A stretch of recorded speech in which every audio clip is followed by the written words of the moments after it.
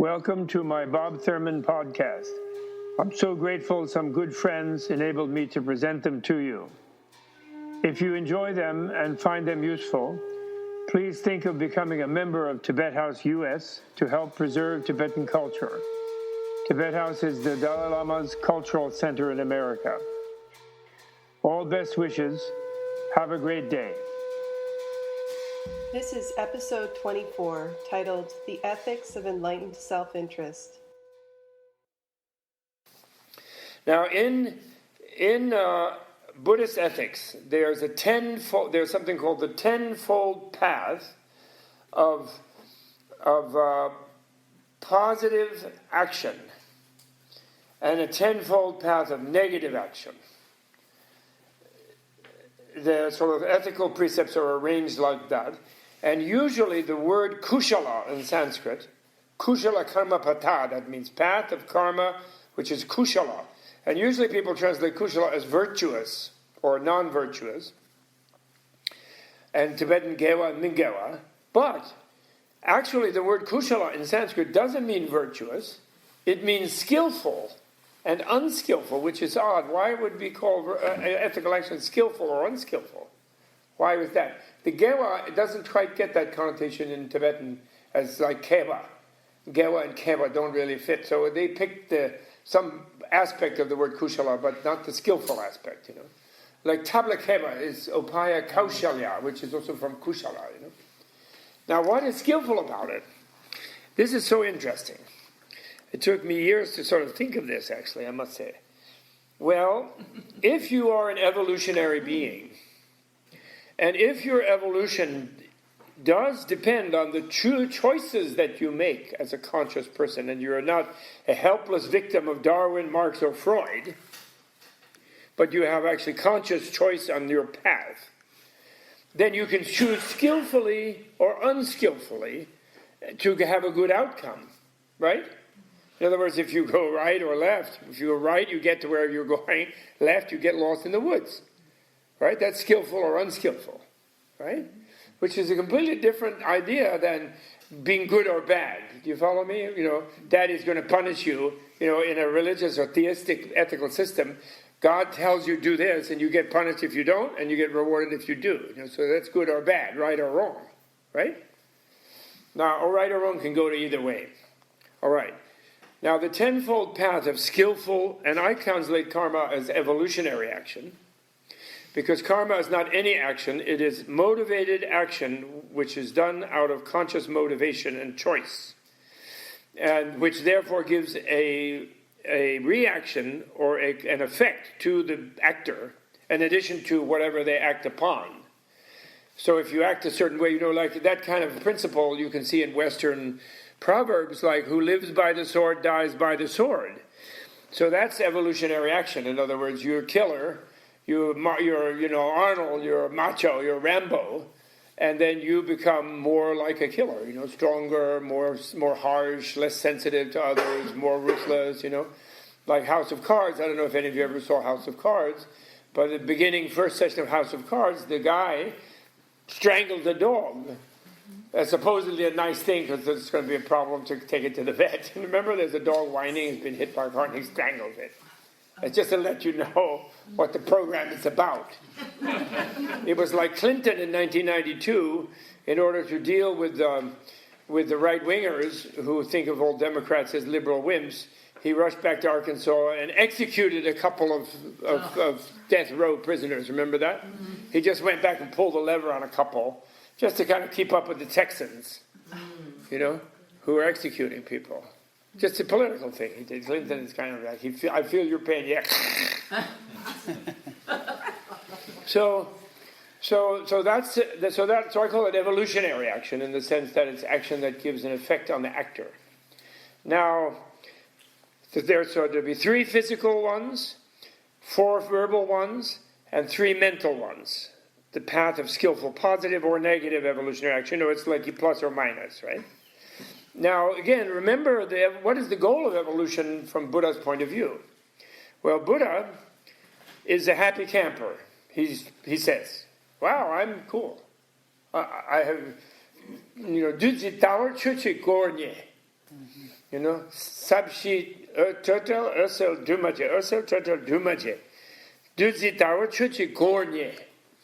You know, I have found a reality like an elixir of immortality. Dudzi, you know, like Amrita Devi's. Actually, Amrita Devi helped him, I think, deal with the devil.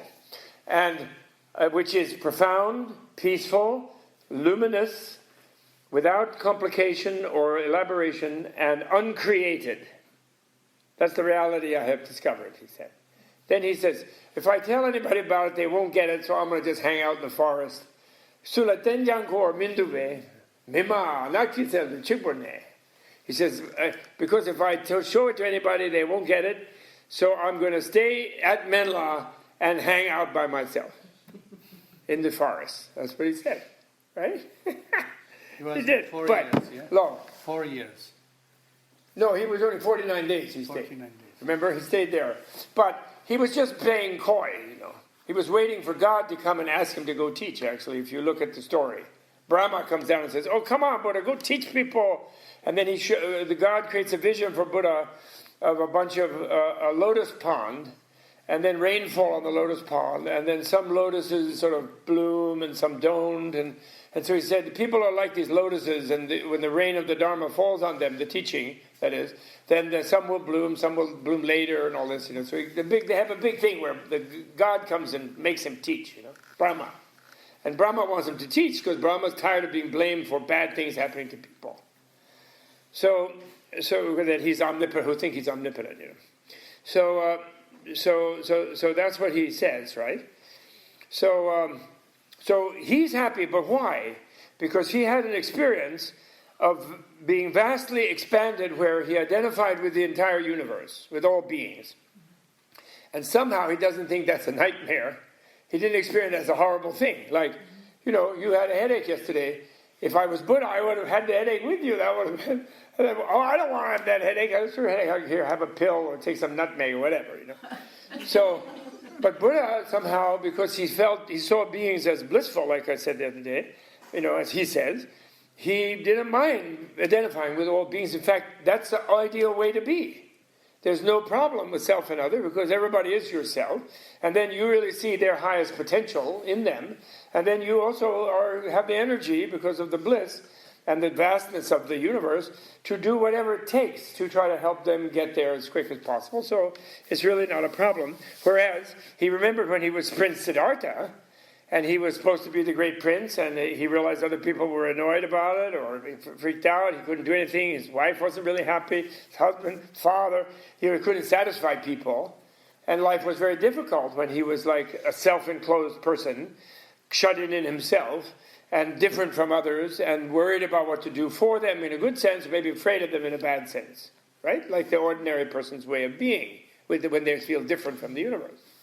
So, to him, evolution means expanding from a very isolated, alienated person, individual in the real sort of physical sense of undividable, because you're absolutely there, you're like an atom being, and you're just always there, and then you're different from everything else, and it's all sweeping you off here and there, and you're never going to manage, which is the truth of suffering and the cause of suffering, of your being isolated and thinking you're the absolute center and separate center of everything, and then the rest of it not agreeing with that.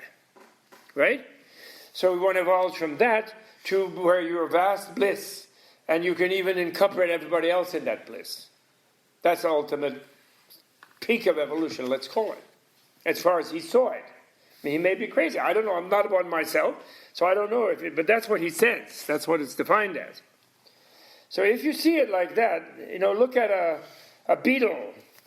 You know, look at a little bug on the earth, you know. Or even one of those bacteria. It's like a little Pac-Man going around, packing around, munching something in front of it, and being munched by something behind it.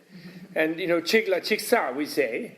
The animal suffering is one eating another, you know.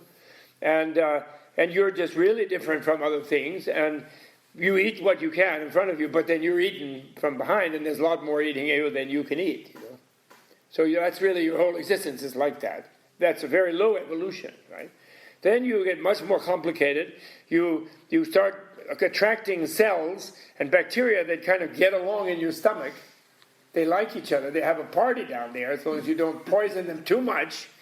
And then they build you up, and then they come and make a brain, and then the brain you can see about others, and then you become a mammal. And then a mammal, the females of the mammal do a really weird thing, which is they invite an actual other strange person in there. And they're suddenly, oh, what? I thought I was here. What? Who are you? You know? It is a stranger at first, right? Remember Mae West, I always depend on the kindness of strangers? Every human being depends on the kindness of strangers. Because you fall in love with that mom in the bardo from Buddhist point of view. She's a stranger. She's kind of cute when she's having an orgasm. But normally she might be a little dangerous. And then you're suddenly in her belly. And then she's sort of, oh, who are you? I mean, you might be, Hitler in there. Who knows? You know what I'm saying? But that's a mammal has therefore, especially the female, realizes that the envelope of the skin does not define self and other. She has like a rather harsh lesson in that, right? Male, there was no idea about that, really. They just run around, here and there. Get off my toe, much less get out of my belly. It's a male. So that's why males are more backward in an evolutionary sense from Buddhist, real deep medical point of view. Kela was hinting at it about all the women, doctors, and everything. And Dalai Lama has hinted at it. Dalai Lama said, since we can't have war anymore in this world, and women are less inclined to violence than men, I think maybe I should reincarnate as a woman, he said. And all Tibetan male chauvinists got, oh, no, we can't do that. Dalai Lama's a woman, no. The Tibetans are still a little chauvinists, many of them. And then the Dalai Lama was in Rome when he said that at least one time. He said it a number of times, but one famous time in Rome, or in Livorno, I think, in Italy. So when he said it, he said, and in that case, he said, I'll be much more attractive. And he went like that. He made a modeling gesture. In Livorno, near Pisa. Yeah. So, I think that's great. I got to put that in a comic book, actually. I forgot to put that scene in. So finally get to be a mammal, and then among mammals, finally get to be a human being who's very confused about what they are, human beings. The greatness of human being is not that they're violent hunters, come out of the Paleolithic and beat up the Neanderthals, and the whole legend of the militaristic America promoted by, the biologists in MIT and places like that to try to convince us that we're really violent automatically, and therefore the Russians will get us unless we keep paying for the Pentagon. That's all baloney. The human being is a chicken. We're chickens. In the sense of chicken shit, sorry, to speak bluntly, we are. And we don't have armored skin like a rhino. We don't have a big horn. We don't spit poison like a snake. We don't have big fangs even. We couldn't go toe-to-toe with a tiger or any animal more or less. Tarzan occasionally manages, but that's in the movies. And we really are like soft. We have soft skin, wimpy fingernails. You break them all the time. And no fangs except those vampires in Hollywood. And so, why? Because we're social, interconnecting. We're helpless infants for a decade, then helpless adolescents who think we're omnipotent for a decade, then we're in our 20s trying to pay off student debt, and it's terrible. So we're very, very like that. But we're very sensitive, on the other hand, and very intelligent. We can empathize with another person. We have a highly developed what they call mirror neurons, to empathize with others. The Italians, again, discovered these mirror neurons. Did you know that? Because they were doing some monkey experiments in labs, making monkeys do things with electrodes on their heads, the horrible things they do, and to see what happens in the brain, And then they had a monkey who was on the bench, He was like out of the game, and he was sitting on the bench, but they left the electrodes on. Somehow they put new electrodes on the new monkey who was jumping around. So then they noticed that the monkey who was watching the other monkey, the brain was having him do all the things the monkey was doing. Mirroring, mentally imitating whatever the other monkey was doing. So then from that they discovered the empathy neurons, the mirror neuron, what they call mirror neuron, our natural compassion, in other words. It's really very cool. Italians did that. And so you're smart being in Rome. There are many Italians. What? There are many Italians. Yeah, good. So I think your children are practically half Italian now, right? They are. So, which is good.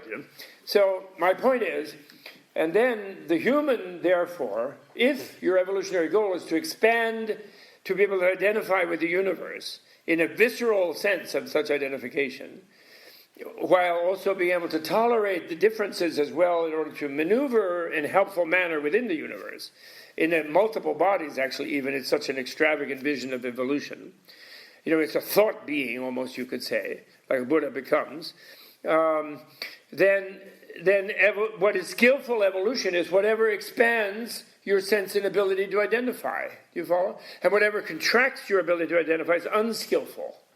Okay, now go to the first skillful path of evolutionary action and unskillful path of evolutionary action. What is the first one? Killing or saving life. When you kill another being, what are you saying? I don't identify with you and your possession of your body, or if I'm a materialist, all you are is your body.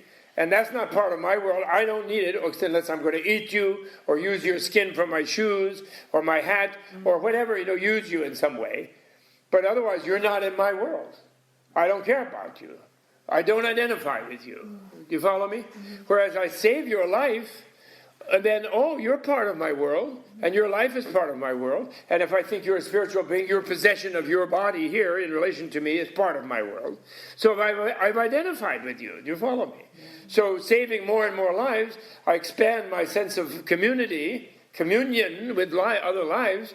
It expands. I kill and I contract away from them, and the more I kill, where I don't identify with you, I don't identify with you, I don't identify with you, the more I do that, the more I assume other beings want to do that to me, and the more paranoid and closed off I become, and alienated I become. Do you follow me? It's very simple, expansion or contraction of a sense of connection. Do you follow? Yeah. There was a deer just leaped over there, just ran up there. There are a lot of tame deer around here. And they come and they foal. What do you call it? They calve, they fawn. When, female deer gives the thing. The males don't come here much, but the females come in the spring, and they have fawns. And they like to eat the vegan leftovers. They're vegan deer. Anyway, okay. You get it? Isn't it simple? So that's what it is. And then, second one is taking what is not given to you versus giving gifts. Being detached is the first thing about property, and then giving gifts to others. Especially giving something you like, that you care about, which therefore you have to do a little process of prying your possessiveness open to give something you care about. So therefore, that's again expanding to connect to the receiver of what you give, and or clutching in and grabbing it more. You see. Then the third one is using sexuality harmfully or positively. So what is skillful sexuality? I mean, being a good lover might be skillful sexuality, actually. But the main thing is that you're not doing something harmful. And often in many societies, that's just relates to adultery. But the only reason that it's made to be adultery is that because, they're in monogamous societies, then that causes violence and conflict, and people kill each other and have passion crimes, and then, do you know what I mean? Then the husband comes and finds the wife in bed and kills, or the wife comes finds the husband in bed, and then they die or they divorce, or, it's a horrible thing. And so that's unskillful, and it breaks, and then children suffer, and or sometimes not, but it's so there's a circumstantial thing about it. People have different ideas, and there are different cultures. Tibet was unusual and unique, actually, in that it was one of the few polyandrous cultures in the world. There's a little bit polygamous too, but they felt that every woman should have her own house and hearth. So there shouldn't be two wives in one house, usually. But some kudak or merchant who had a household somewhere in the Chinese border and somewhere in the Indian border or in central Tibet, and who was months here and months here, they could have two families if they were wealthy enough. But then some woman, because the brothers didn't want to split up some very scarce land in a river valley, some woman could marry two brothers or three brothers, or an uncle and a nephew and things like that. And so you have the males getting along in one house with one woman, And I don't know about the rotation systems. I don't really know how they work. But anyway, they managed that without the males killing each other, which is an interesting social event, And there are very few societies where that can happen on the planet as far as anthropologists go, but Tibet was one of them. And then, of course, your monastic, either male or female in Tibet, is supposed to be celibate or unless they're fake. And most of them were, and that was actually an interesting population control device, in fact. And therefore, Tibet never became overpopulated, which it can't be because of the fragile nature of its ecology. And which in general, therefore, the monasticism is a very valuable social institution. Surprisingly, for Protestants, don't think so, but actually it is. But never mind, we won't get into that. So, but my point is, the sexuality one is really important as the third physical one, about expansion and contraction, skillful and unskillful, because of course in sexuality of mammals, it's a time when the boundary of self and other normally does melt, at least hopefully for people who can manage. They they give up their sense of self. They have a transcendent moment. Orgasm, even though it's not as powerful as a yogic orgasm, or heart orgasm, or brain orgasm, or throat orgasm, but still genitally organized orgasm, as Freud would call it, is still quite powerful. The central channel, the energies go toward the tip of the central channel, at the base of the central channel in genitally organized orgasm. And human beings kind of melt, and there is a sense in lovers of identifying with the other. So it's an expansion of self in a natural biological manner. And of course, it leads to, in the case of human mammals, that expansion of the self that happens to the female, where somebody else, some stranger comes in the door and hangs out for 10 months and has to be taken care of for 20, 30 years. It's quite a thing of being melting down, So to use that occasion for some situation where the other is being just used and being harmed, and there's no sensitivity to the needs or the reality of the other, is therefore very unskillful. It's abusing one of the central moments that humans build on to discover a larger sense of community and a sense of thing, and kind of controlling it in a manipulative and other, and self-centered, selfish way, if you follow me. So therefore it's highly unskillful. And you can see lower animals, for example. People sometimes romanticize lower animals, lower than human in a sense. Just in sense of sensitivity, they are totally soul-bearing. This is the difference. In the theistic Western Abrahamic tree traditions, they have this idea that animals don't have a soul. They have no Buddha nature. They have no bodhicitta. They have no chitta, period. They're just robots. So therefore you can eat them and use them. They're just like machines. But the Buddhists, while they can be not so great with animals and they consider them less capable than humans, they do know they are souls. All animals were humans. Remember, the past is infinite in the Buddhist evolutionary theory. So every animal has been human. And then they deteriorated to that state where they're more isolated in their sense of being. And, for example, then you're at this boundary of self and other. Where does language come from? And the ability to communicate. You don't have language. I used to jokingly say, the reason humans have language is that when you don't eat someone the minute you meet them, you chat first. An animal just chomp, or chomped on, and there's no time to chat.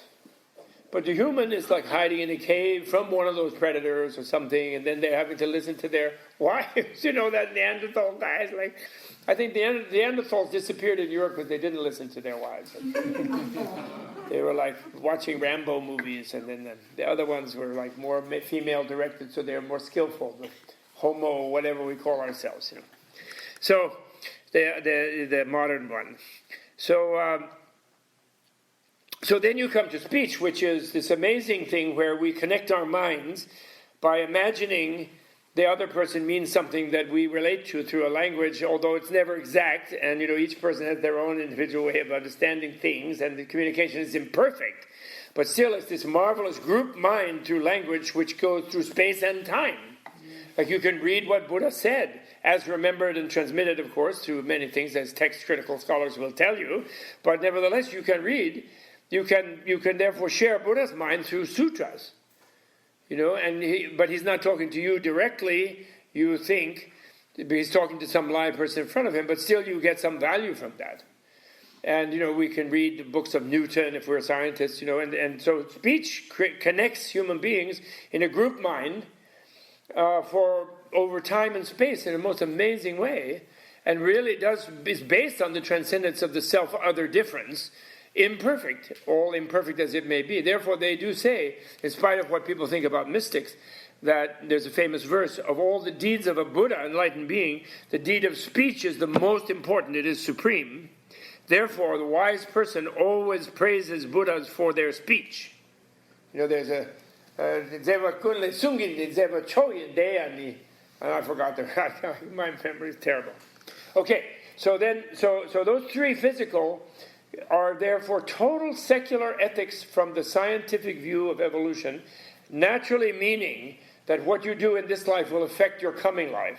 The way you are, there's a Tibetan proverb, I don't forget the Tibetan language for it, but there's a Tibetan proverb who says, if you want to know your previous life, you don't need to go to a shaman or a soothsayer. Look at your body in this life. It is the register of your skillful or unskillful actions in previous lives. And therefore, being a human, you can just, hooray, I'm a human. I have a fantastic set of previous lives to have become this incredibly complex entity and have this instrument of a human embodiment. And the mind that would want such an embodiment is amazing achievement evolutionarily. Because that animal, the animal who just jumps on food in front of it, it has to have a sort of empathetic sense. It's like the lioness, lion are too lazy to hunt, but the lioness who sees the zebras going by and then seeing the pregnant zebra remembers being pregnant, subliminally of course, and kind of restrains jumping on that one, even though that one would be more juicy. And the embryo, that could be really no tough, everything would be delicious about that. That'd be like eating like veal, like uncured, whatever. So don't give me this crap that those anthropologists do, or those zoologists that, they're waiting for the herd to increase so they can eat more. That's BS. She has a subliminal thing. Well, okay, I'll eat the stringy, old, creepy one. So then, because that one's a mother like I am occasionally. So there's a tiny flicker of empathy and unself-centeredness of just following my appetite. Do you follow me? And from that tiny thing, over many lives, it can evolve toward being a human being, a less violent, less predatory being. And how difficult is that? Many lionesses will not have that. They'll eat whatever it is. But the one that's, I remember I just had 5 puppies or whatever they had, 5 cubs, and that one is having cubs, that zebra. Doesn't think verbally, it's instinctual. But that's an instinct for opening, for going toward more identifying with other. Do you follow me? If that's what evolution is, you see, with the mind jumping from embodiment to embodiment and picking embodiments that fit the attitude of the mind. Do you follow me? Mm-hmm. And skillfully expanding that attitude toward ever greater pleasure, ever greater happiness of the more sensitive, more interconnected, more social being, like the human being. Do you follow me? Mm-hmm. And finally reaching its climax in being a Buddha, where you really feel the bliss of everything. Do you follow me? It's an amazing vision of evolution. So then speech, telling the truth versus lying. If you tell the truth, you're just being transparent to the other that you're speaking to. This is reality as I understand it. I mean, you may not be correct what you're saying, but as far as you're concerned, it's the truth. So you're just being an open door for others to learn more about reality. You lie, you're creating a false reality and entrapping that person that you lied in a false reality, and actually entrapping yourself in it, where you have to really know what pathological liar always has to remember which lie I told to who and what it is. Very creates a whole bunch of confusion in a liar's mind. Whereas truth is just being more open to reality. And reality, of course, is that the most natural way of being is to be connected to everything. Because when you open to everything, you find that its deepest nature is clear light of the void, which is bliss, actually. So they're telling the truth versus lying, right? And then the second one is creating conflict between others with speech. You know how people will sometimes, so-and-so you think is your friend, but actually that person doesn't like you. And they told me that you are like, and then, so then you won't be friends anymore. But that means I'm your good friend. People do that. That's slandering, And so that's, again, creating conflict among others. The opposite is, so-and-so, maybe they did a little bad thing to you, but, they're kind of nice, and they told me they liked you, and you're very cute here, they liked your shoes that you wore yesterday, whatever, and then making them friends with each other, so expanding, reconciling, speaking peacefully, or creating conflict, right? And again, that's all in the line of expanding your communion with others, your community with others, or contracting it, lying and slandering, creating conflict between others, and with the idea that that's aggrandizing yourself. And then third one is speaking harshly, using speech abusively to wound people, and out of anger, etc., or domineering and speaking harshly versus speaking sweetly. So that's, again, when you speak sweetly, people like singing a song, you become a rock star. You speak sweetly enough, eventually you'll sing like Bob Dylan. People will like, you can put out a record. So that's the third one. And the fourth one is speaking meaninglessly, babbling senselessly, versus speaking meaningfully and educatively and elevating others, expanding their understanding, or just babbling when you don't know what you're talking about. And that's like the Western one is blasphemy, right? There, the main thing is to talk about God or not talk about God.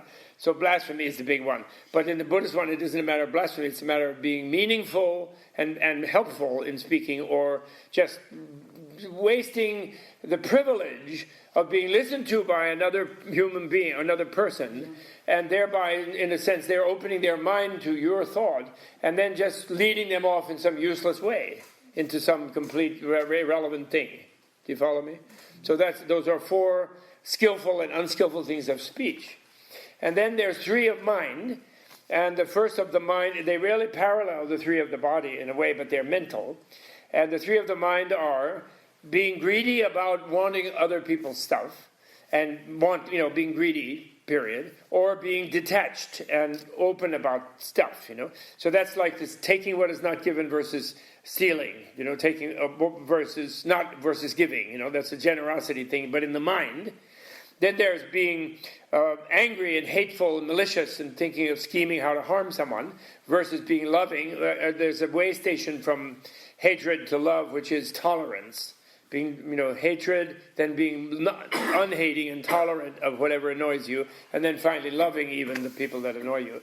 So that's the second one. And third one is being realistic in your view of reality, or being open to reality, open-minded, versus being unrealistic and clinging to stupid ideas like that you are nothing, or that anybody else is nothing, Or, where's the most stupid one? But there are a lot of other stupid ideas. Various kinds of absolutisms, as we call it, in making isn't that absolute thing that you become a fanatic about.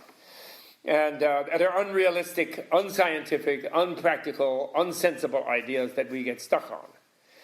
And so those are the 3 mental ones. So mentally open, mentally loving, mentally generous, versus mentally closed, mentally hating, and mentally greedy, right? Which is your 3 poisons again, right? And they fit with the physical action. And then this is the horrible thing about Buddhist evolutionary biological theory. And this is why Buddhists want to meditate. It's why Buddhists consider psychology, the inner science, to be the queen of sciences. Because those mental things are the most evolutionarily powerful, more even than physical.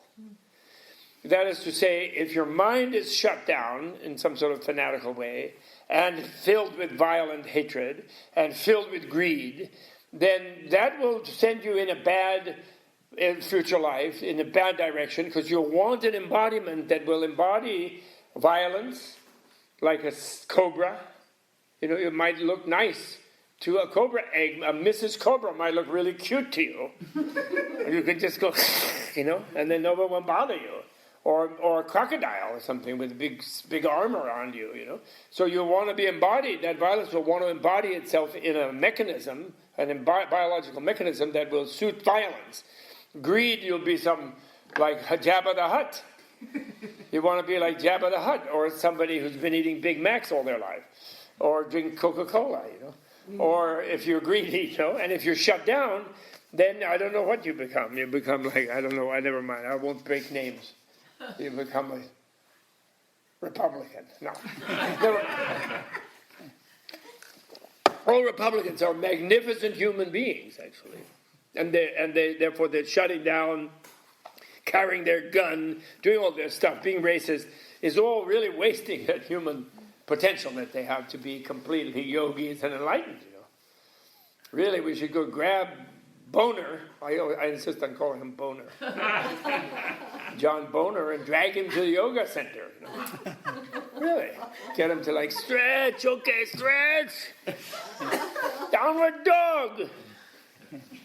How about getting the House of Representatives into doing downward dog? That would be all of them. Wouldn't that be great? That really would be good. They would immediately start funding all kind of yoga centers, etc. Really great. Anyway, okay. So the point is, therefore, given, and also, by the way, former and future life, in case anybody doesn't know, read the near-death experience literature, read the Ian Stevenson literature from the University of Virginia Institute, where he studied over 40 years, 50 years, the children remembering previous lives and documented cases, thousands of them, archived there, but there's 10, 15 books about them, picking out outstanding cases, but there's archives of thousands of them. He has a successor named Miller, who has a book called Life After Life, about the memories of children, who is running that institute. The institute was founded by a donation of Chester Carlson, the inventor of Xerox, and the founder of the Xerox company, years and years ago, in the 50s, I think, or 60s. And there's huge evidence. Then read the Buddhist Jataka literature, the literature where Buddha himself told at least 500, probably thousands, of stories of his own memories of previous lives, how he interacted with various people that he interacts with in the life that we know of as the life of Buddha, and he illustrates things that happened to them by what happened in previous lives. Read the early books, at least, of Brian Weiss, called Many Lives, Many Masters, who was a Yale psychiatrist, who then was at Miami Central Hospital psychiatry, head of division or something, and had a patient who only was able to overcome her problems by remembering interactions with family members in previous lives through hypnosis sessions. And then he became convinced of that, and then more and more he does that. His name is Brian Weiss. He's become a kind of pop guy now. Some of his later ones are really a little bit out there, but they're very good. The literature of Michael Newton, called Journey of Souls or Destiny of Souls, who talks about the many patients that told him about not only previous lives that they had, but also previous bardo experiences that they had. Amazing 2 books he wrote. He's retired now. There's thousands of interviews with patients where he prodded them to tell him, well, when you died out of that life into this life, what happened in between? And then he pulls together a kind of composite picture. It's a little different from our Bardo Tudor, but interesting, actually, how he goes to this. But never mind, I won't go into detail. But anyway, read those things, because you not only need to theoretically become critical of the idea that any continuum of energy, which is your consciousness, at its coarse and subtle levels, would become nothing. That's an incoherent, unscientific statement, that any continuum can be nothing, or that any continuum can come from nothing, is a similarly irrational and incoherent statement, because nothing is not a place, therefore it is not a source, and it's not a destination. And in fact, it doesn't relate to anything else, because it's nothing. It's not there. It's even, the term nothing doesn't refer to anything. There's no referent of the word. It's just a negation. Okay, nothing. So, in addition to that, and then thinking that, okay, there's probably a continuum, and then it probably can be beginningless and probably endless. So then, this is the really big shift. This is a bigger shift. It's related to the great Eckhart Tolle shift, which I'm sure many of you are familiar with. He's a friend of mine. That his being the power of now, being in the moment and not anticipating everything you're worried about in the future and not constantly brooding over things you remember in the past, Wonderful yoga that he teaches. But, as I pointed out to him, and I don't know if he's written anything to it, he agreed with me, if a person is brainwashed by materialism and think that their deepest state is nothingness, the be here now means sort of temporarily be in nothingness. So it feels like a little release, but it's a false palliative. It's like a false tranquilizer. Because you're not in nothingness. And even when you're not thinking about past or future is going to happen. It's going to come after you. Past is influencing you. So in a way, there's a be here now where the now is an infinity. And it contains all the seeds of your future, your mental now. And therefore, you're going to be very clear that your now is going to be joy, happiness, bliss, counting its blessings. The tiniest baby step, increment of improving of the now. Like, that now having a nice flower rather than a creepy one becomes infinitely important. There's a wonderful verse in the Samadhi Raja Sutra, the King of Samadhi Sutra, that says, who understands cause and effect, evolutionary cause and effect, will understand emptiness or voidness. Because if you understand causality really deeply, you will understand that cause and effect are empty of any absolute causehood and the effect of any absolute effecthood, or they couldn't relate to each other. Relational means everything, it fits in everything else and it always changes. So, if you really analyze causality, you get rid of this tendency we have to what technically is called hypostatizing, where you insist that for this to be a cup, there has to be a real cupness in it, like Plato said. It has to have an essential cuphood, rather than it's just a relational arrangement temporarily of very changeable elements that holds water temporarily, right? But we tend to reify things into having absolute essences, and especially because we reify ourselves as being an absolute thing. And so when we understand real causality, we understand emptiness. But then, this is the beautiful kicker, understanding emptiness doesn't mean you just go off and stare into space or become a mystic and leave the world and stop worrying about your aunt or your child or your relative or your problem. It means that you become minutely concerned with every tiny detail when you really understand emptiness. That's strange kicker. That's non-dualism. Because why? I give an example. Shantideva has a great verse. He says, forever in my life, if someone comes to ask me, where's the bathroom? Or he says, where's something? I don't know, not the bathroom. But I was just thinking with the bathroom. I will never point with one finger and say, there's the bathroom. I'll never do that. Because when I do that, it's like I'm bossing that person. I'm asserting, I know and you don't. I'm kind of being authoritarian about it, And it's like, it's cutting off my relationship to that person. What I will do is I will take my whole hand, all the fingers, and I will, like when you invite an honored guest, please come in and sit down or something, with my hand, I will say, there's the bathroom. And I will think, someday, now I'm inviting them to the bathroom, someday I will invite them to Buddhahood, to bliss void indivisible, to nirvana, to freedom. I will, someday, this same being, I will meet them sometime in some life. I will invite them to Buddhahood. That's because he understood causality. From that he understood emptiness, that there's no fixed thing in anything, it's all constantly moving.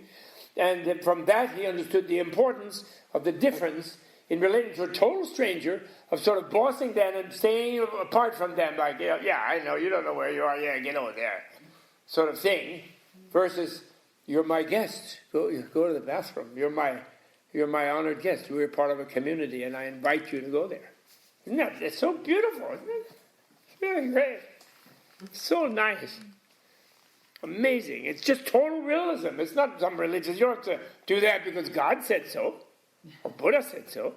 It's because the more you connect to others, and the more skillfully, and the more helpfully, and the more kindly and lovingly, the better you are evolving toward being, and the more you will be happy. And the more, and they will also be more happy, but you will be more happy. Do you follow me? So therefore, when Thomas Nagel, the great Thomas Nagel, NYU philosopher, calls for a theory of biological evolution that, of course, accounts for genetic things, genomes, not only of the person, but also of the biome, all the bacteria, the millions of billions of beings that are inside us. But, so that's fine, keep that up. That's the mother's genes and the father's genes, the chromosome, blah, blah, the whole thing. That's all great. But there must be a way for the mind, for that third gene, which is the spiritual gene, the mental gene, the soul gene of the person. And it's so helpful, like a parent, doesn't feel they made this baby. And therefore it's like my product. Therefore the father, you have to go and be a lawyer because I'm a lawyer. Or the mother, you have to be an actress because I'm an actress. Or, the way people behave, you have to go work in the factory in some other country. You have to be a child laborer. You have to be sold off here because you're my product. They can't do that. Yes, they provided the host body, but that being brought in its own thing from the past. And similarly, when the adolescent stands up and says, this is my life. I didn't ask to be born in this family. That's what they say in America. Yes. I'm going to do what I want. And you say, yes, you did. Listen, we were just making love one night, and you just showed up, and you crowded in there, man. And now it's all right. We said you, we love you, we like you. You're a love child. But, you asked to deal with us, so deal with us. But, of course, you're yourself. So each side has a little something to say. I think it's very cool. I like it very much. And now, that means, as Dalai Lama said, if somebody discovers, hey, nothing is very productive. There's a lot of Americans come out of nothing. They're all going to be nothing later. Send Dalai Lama a telegram. If you have the proof, fine, no problem. But meanwhile, this already is a great description of biology that actually includes, another thing about modern philosophers, even the great Wittgenstein, even the later Wittgenstein, who was one of my absolute favorites, philosophical investigations, etc., he thought that ethics is just a personal choice. Whatever you want, There's no reason to do anything ethical or unethical, except what you're going to get away with or not get away with. In other words, science thinks that's naturalistic ethics, that there's sort of they think that's creeping back toward theism and nature. God is telling you, so you have to do it because God knows what nature is, etc. So they want to say that it can't be scientific ethics. It's just choice in a culture, and it's not relevant. Whereas, if there is a reason of enlightened self-interest for the evolving being to act altruistically, for example, that's fine. There's a big thing in psychology, a big debate of some psychologists saying there is no altruism at all because everybody who does something altruistic, they have a little reward in it for themselves. They feel better or whatever it is. So therefore, there's no altruism. That they have a big, that's their big argument. And then the other ones say, oh yes, there is because they didn't think about themselves, kind of thing. Yeah, but that's so stupid. Point is, as the Dalai Lama says, if you're going to be selfish successfully, meaning get happy because that's what you want. Be a wise selfish. He makes the expression like that. A little ungrammatically. He says, be a wise selfish person, meaning be a skillful selfish person. Skillful selfish person is unselfish because that makes them happier. And it makes others happier. Others like them or are nicer to them. They're going to have a better life. People will come to their funeral. And they'll like them. Right? If they go around being super selfish, nobody will like them, and they'll have a miserable life.